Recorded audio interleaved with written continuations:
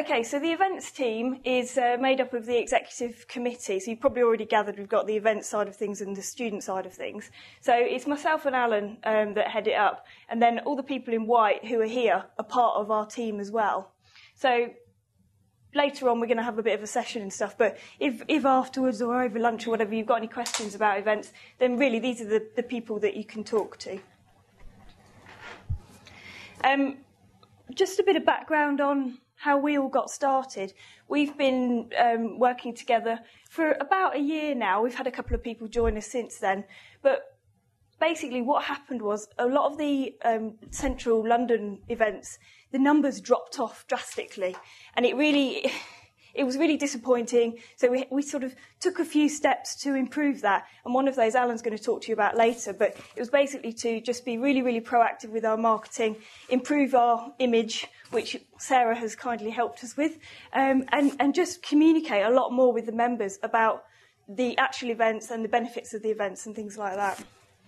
So please do talk to us if you have any questions. Now, I'm not going to go through all this because Jen did talk about this in the activities session yesterday. But basically, these are all the events that we have run or are looking to run, some of which the dates are to be confirmed. But in 2009, we've run 26 events, was it?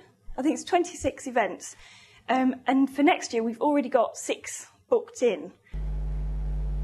So basically, what are we here for? So you're thinking, great, you put on loads of events, why are you telling me this? Well, I'm here to tell you that we're here for you to talk to us about your ideas. So basically, we have put together a proposal document that you can put your ideas down on paper, submit it to us, and we will discuss those as a committee during our events meetings, which are currently held once a month.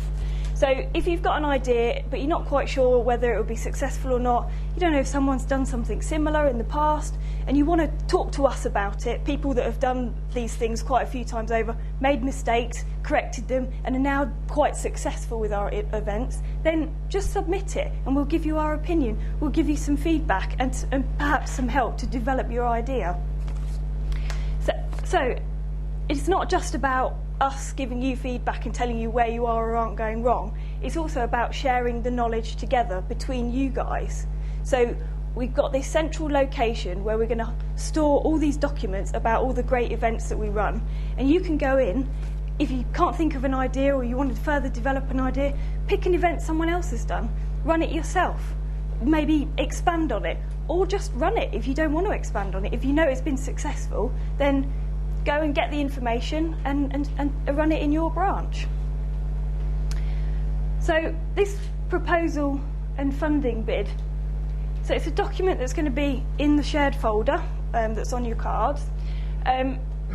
It's going to be finalised in the next week or so. There's just a couple of things that Andrew and I need to work through. But basically, it gives a bit of a criteria, which is sort of a BCS red tape thing. You need to follow these guidelines if you want to run an event. And it'll ask you a series of questions. Fill in the boxes. It's really simple to follow. And then submit it to us. So, as I've already said, it's for sharing knowledge.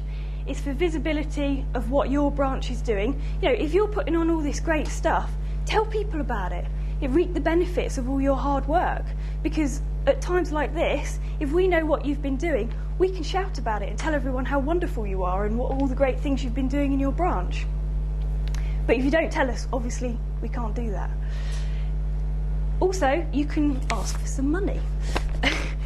Not too much money, obviously, but if you want some help with things like putting on a bit of food afterwards, maybe a couple of bottles of wine, or you've got a speaker that's going to cost you some money, if it's a legitimate request and we think it's going to be a successful event and it's going to benefit you guys and your branch, then the chances are the idea will be approved. So, again, have a look on Huddle. That's where we're going to share all this information. A little bit on international events. Now, I tried to go onto Hong Kong's website, but I couldn't get onto it. But the other 2 large sections, international sections, firstly Malta, also Sri Lanka, which I'll move on to in a minute. But just an idea for you guys, if you want to think of something to do but you're not quite sure where to go and look, have a look on these websites. They list all their events here. Malta is a particularly good one. It may be thought-provoking for you. Also, go on to people like IET, or Australia have got several computer societies, and they run a lot of events, I've discovered. Go on their websites, get some ideas from them. Sri Lanka, they've got their student group and their actual BCS group. So again, they've got an event section. I must admit, when I went on there wasn't a huge amount on there, but it does seem to be updated regularly. So keep it as a source of information. So what can you benefit from sharing your knowledge and your information? Well, here's an example of somebody who did share our expertise and knowledge.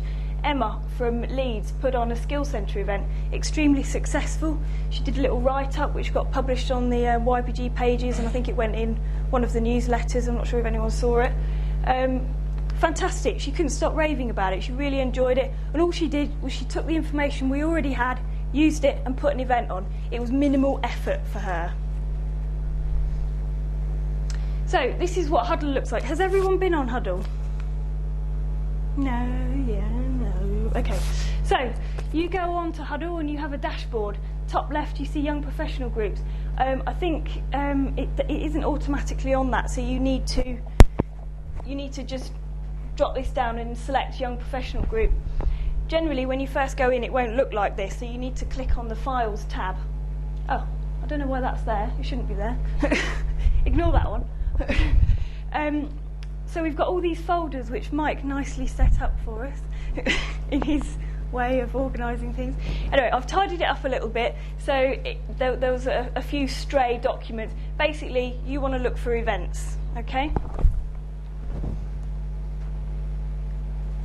Once you've click the events folder, a whole load of other things arrive. You'll see Paul's folder up there behind closed doors. This is his idea, which is currently being developed and has moved on quite nicely.